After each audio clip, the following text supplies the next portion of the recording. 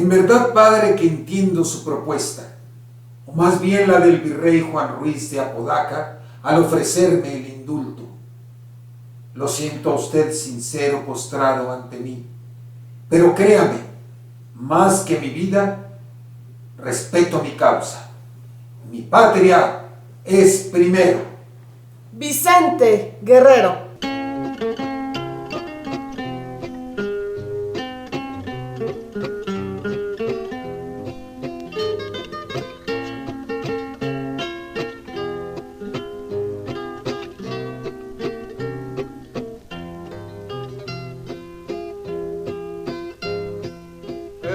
Cielo de Guerrero, un lucero apareció que nos marca el nacimiento de quien muriendo nació. Fue niño, joven y hombre, y Genaro se llamó. Varón de tierra caliente, hijo del sol y del mar, tus ideas al matarte las echaron a volar como gaviotas errantes, conciencias anidarán.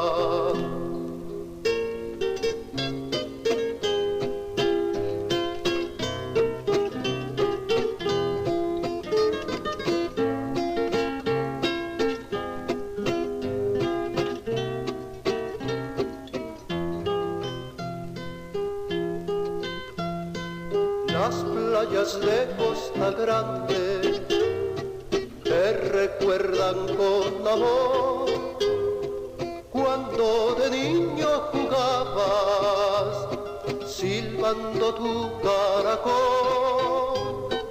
Después silbó la metralla y entregaste el corazón.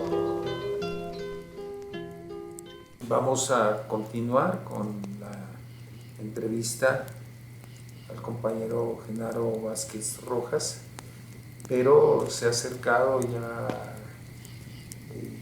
un grupo pues nutrido de campesinos que tenían citados por aquí, y él tiene que dirigirse a ellos para tratar algunos asuntos.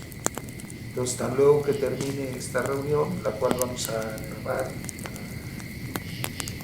que sea parte del material que nos llevamos, seguiremos con la entrevista al compañero Genaro Vázquez Rojas.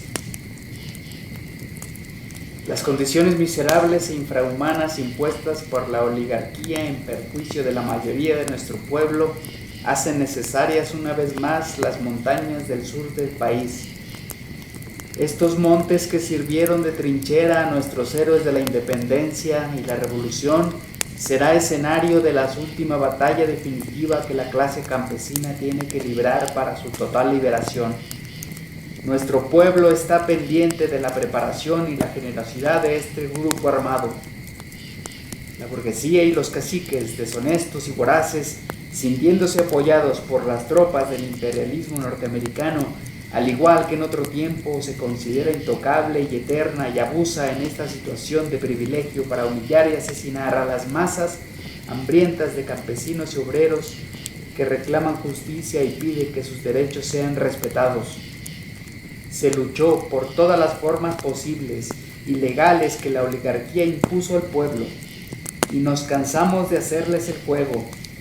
Miles de papeles con quejas pasaron por mis manos sin que jamás una sola de estas fuera resuelta en favor razonable para los campesinos.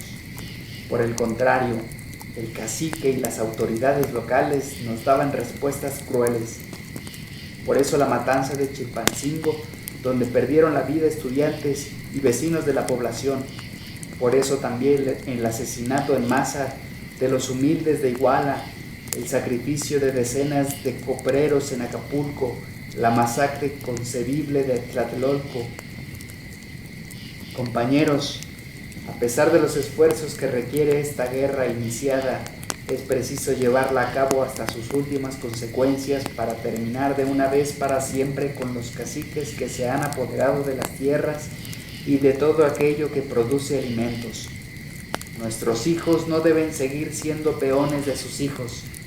Desde ahora deben combatir a sus enemigos con las armas en la mano y en el terreno que ellos desconocen. Y cuando ustedes, compañeros campesinos, no soporten más el asedio y la persecución, únanse a este grupo armado donde serán recibidos con la confianza demostrada desde que nos conocimos. Para quien tenga una duda, recuerde las hazañas de Morelos, Zapata y Villa. Genaro, muchísimas gracias por permitirme vivir este momento que es verdaderamente emocionante para mí. Pero pues como usted indica, ya podemos proseguir con la entrevista. Así que pues le haré la siguiente pregunta. ¿Es de carácter regional el movimiento guerrillero que usted dirige? ¿Qué fines persigue? La lucha que planteamos responde a imperativos de orden nacional. Aunque no inventamos el método de guerra de guerrillas, lo consideramos como una expresión clara de la determinación y el desarrollo de las decisiones revolucionarias y el medio eficiente para obtener la liberación y el beneficio de los mexicanos.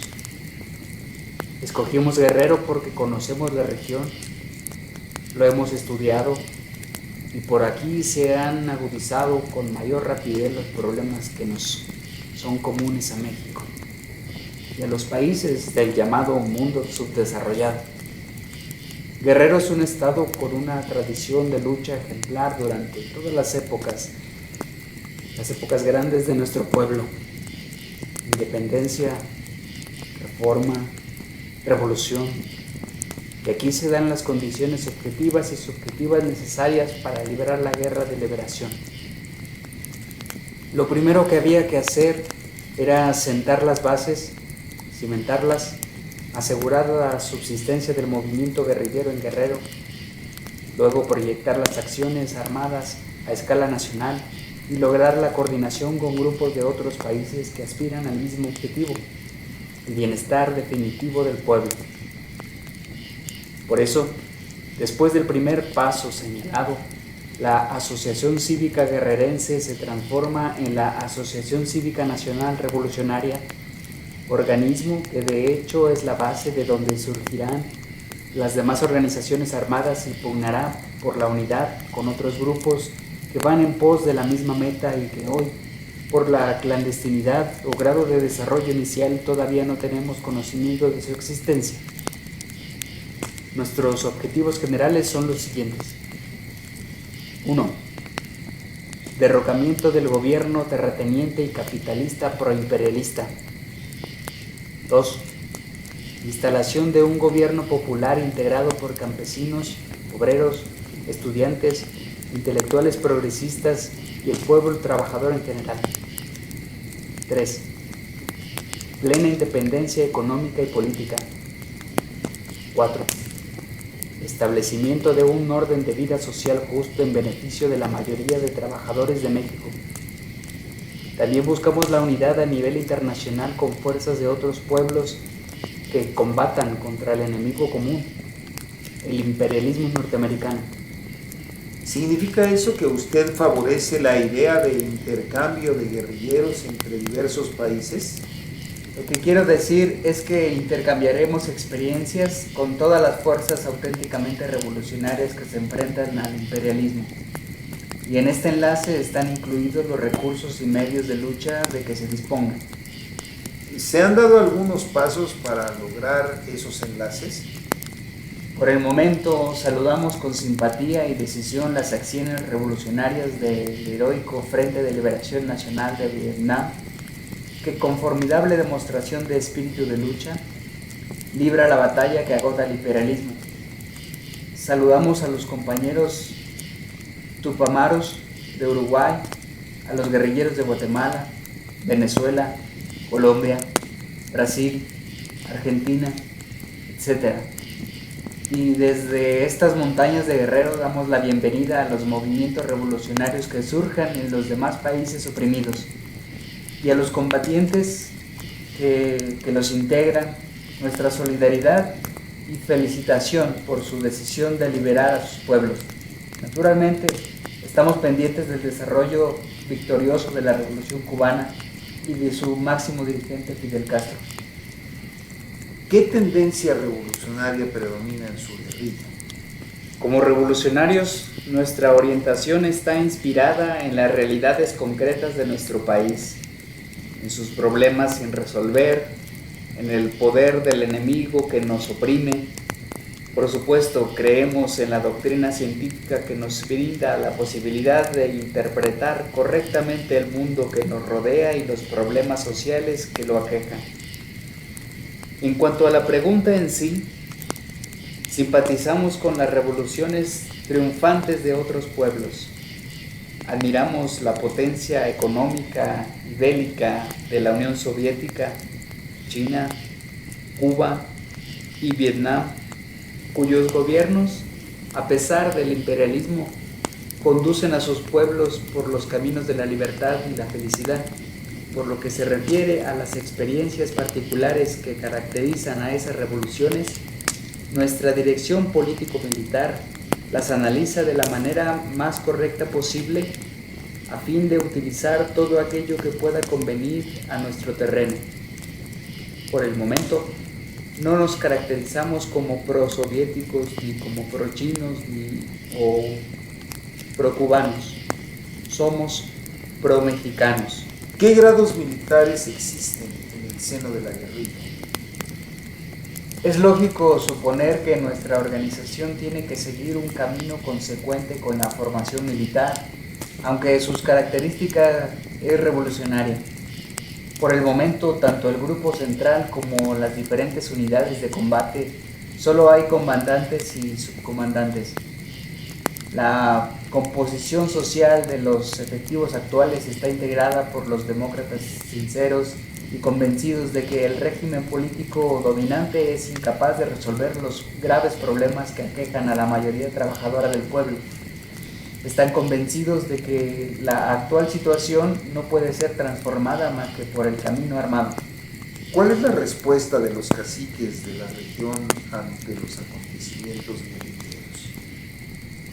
El cacicazgo se ha movilizado con notable intensidad y aprovechando el mayor número organizado de elementos humanos y dispositivos técnicos. Ayudado por el ejército, efectúa cercos y emplea el llamado peine, que consiste en la búsqueda masiva por parte de soldados y policías especializados, auxiliados por la Fuerza Aérea de nuestro grupo guerrillero. Por otra parte, empiezan a actuar contra el campesino a nivel represivo avanzado. El empleo de la aldea vietnamita se lleva a cabo en diversas regiones de Guerrero, donde a punta de bayoneta se concentra a los habitantes de la zona agentes en centros de población controlables. ¿Podría mencionar los nombres de estas aldeas vietnamitas? Naturalmente, entre otras señalaremos Tlaxcalitlahuaca, El Rincón, Tierra Colorada y otras enclavadas en la región indígena Tlapaneca. Todas estas operaciones han sido desarrolladas por el 48 Batallón de la Segunda Zona Militar de Acapulco, Guerrero. Bueno, ¿y qué argumentos expone el gobierno para integrar esas aldeas vietnamitas? Para realizar esas operaciones, los caciques de la zona han obsequiado a los generales sumas que fluctúan entre 250,000 pesos y 500,000 pesos para que protejan sus vidas e intereses. Pero eso no es todo. Públicamente acordaron también armar al mayor número de pistoleros para que eliminen a nuestros simpatizantes. Bueno, ¿y qué actitud asumirá el movimiento guerrillero que usted dirige si, como lo ha expresado en múltiples ocasiones el presidente de México, actúa con criterio nacionalista. Tanto para expresar nuestros puntos de vista como para la realización práctica de nuestras acciones, los revolucionarios, los auténticos revolucionarios, nos atenemos a los hechos. A eso se debe, pues, que yo no pueda responder a sus preguntas, porque no existe nada en concreto en los hechos. El licenciado Luis Echeverría llegó a la presidencia de la República con el apoyo de los terratenientes y capitalistas proimperialistas, y entre lo que él dice y promete y lo que efectivamente hace, existe un divorcio absoluto. Sin embargo, existen corrientes dentro de la izquierda mexicana que piden comprensión y paciencia para con el nuevo régimen. ¿Qué opinión le merece a usted a esa actitud? Quienes así proceden lo hacen bajo su responsabilidad propia y de acuerdo a sus conveniencias personales, sin atender a razonamientos concretos que se basan en la realidad objetiva. Los auténticos revolucionarios rechazamos por supuesto lo abstracto. Por cierto, queremos precisar que nosotros deseamos la alianza con nacionalistas sinceros, aquellos con quienes con honradez mantienen su posición combativa y no firman componendas a tratos bajo el puente, como decía Gandhi. Pero insisto, si el presente gobierno sigue los pasos del cardenismo, ¿no teme usted que su movimiento guerrillero quedaría aislado del pueblo? Como usted persiste en el tema, le diré que la Asociación Cívica Nacional Revolucionaria ha evaluado la administración cardenista, lo positivo y también lo negativo desde el punto de vista político, económico y social. Y en el supuesto caso que ese hecho pudiera repetirse en México, puede usted estar seguro de que nuestro movimiento guerrillero sabrá asumir la posición correcta para llevar a cabo la revolución social que se propone en nuestro pueblo. Por otra parte, quiero aclararle a los pesimistas que nuestro movimiento se ha originado e impulsado en el seno de las masas trabajadoras con el objeto de servir a sus intereses, que contrarios a los de la clase capitalista que llevó al poder al licenciado Luis Echeverría, quien por su parte despliega al máximo sus cualidades y capacidades personales para cumplir con su representación, se habla, por ejemplo, de que impere la democracia sindical. Sin embargo, se impone a líderes deshonestos al frente de Ayotla Textil, el Magisterio, la CTM, la CNC, etc. Desde su punto de vista, ¿qué tipo de guerrilla considera eficiente? ¿La urbana o la rural? Toda guerrilla tiene un proceso de desarrollo de acuerdo al objetivo que se propone y las condiciones geográficas del país en que se inicia esta forma de lucha. En el caso nuestro, pudo observarse la efectividad de la operación de comando realizada para obtener mi libertad y el repliegue natural del grupo hacia la zona rural para eludir la persecución masiva del ejército y la policía. Esto significó con diáfana claridad que, dadas las condiciones geográficas en México, es conveniente luchar utilizando el método de las guerrillas rurales. ¿Descarta usted a la guerrilla urbana? De ninguna manera. Se busca la forma de crear una fuerza combinada entre el medio rural y el urbano, bajo el impulso natural de la que tenga mayor desarrollo. ¿Significa pues eso que en México el medio campesino es mejor que el urbano para las actividades revolucionarias? Lo que quiero expresar es que por el momento tiene más ventaja el medio rural que el urbano.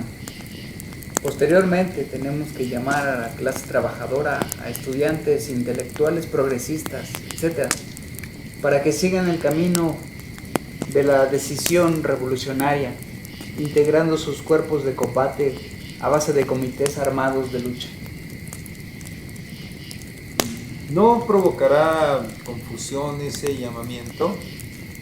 ¿Se ha considerado la posibilidad de que grupos de bandoleros o desordenados pongan en peligro la revolución? Se presentarán casos de esa naturaleza, pero en última instancia constituyen problemas simples y desaparecerán con una orientación clara, precisa, definida y enfocando todo interés en el propósito fundamental de hacer la revolución para beneficio del pueblo. ¿Qué opinión le merecen a usted los secuestros y asaltos bancarios? ¿Son procedimientos útiles para la lucha revolucionaria? Por principio de cuentas, nosotros no consideramos como acto de bandolerismo las acciones por usted mencionadas. Es natural que si la burguesía cuenta con todos los elementos de riqueza y poder, pues a ella debemos de arrebatárselos para incrementar la lucha del pueblo.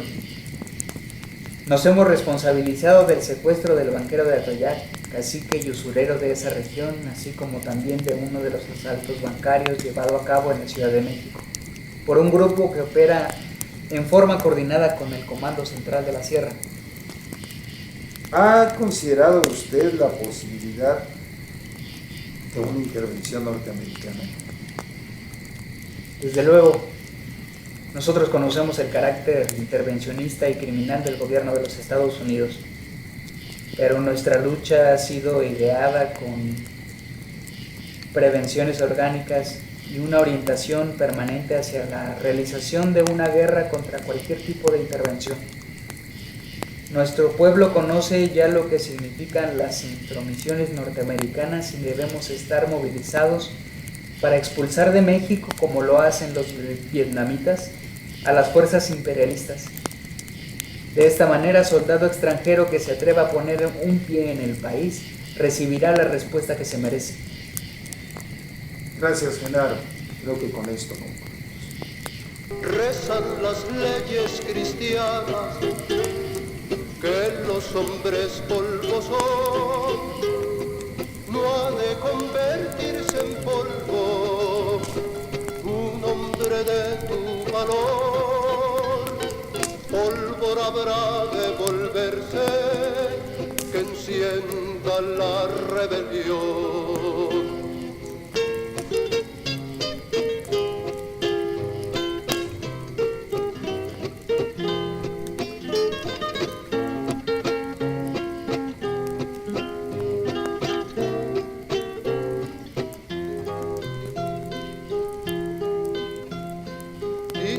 Las buenas conciencias que ya descansas en paz, los que descansan son ellos porque no te verán más, no saben que tu semilla ha empezado a germinar. Pongo una lágrima viva y un grito de rebelión, porque toda tu grandeza no cabe en una canción. Solo podremos honrarte yendo a la revolución.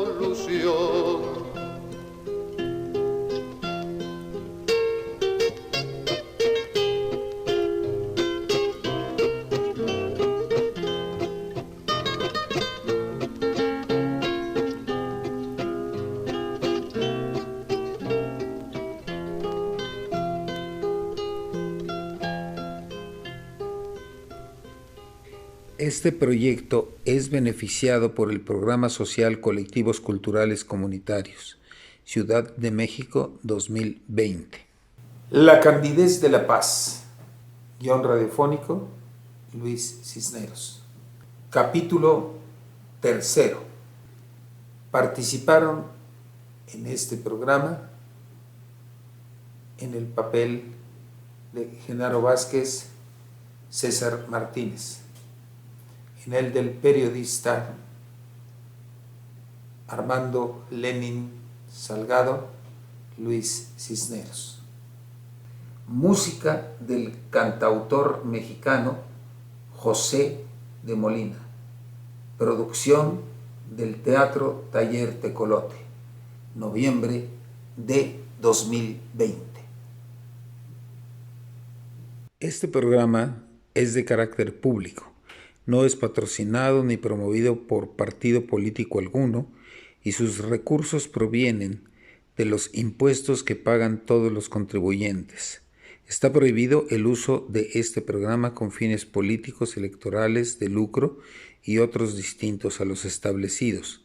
Quien haga uso indebido de los recursos de este programa en el Distrito Federal será sancionado de acuerdo con la ley aplicable y ante la autoridad competente.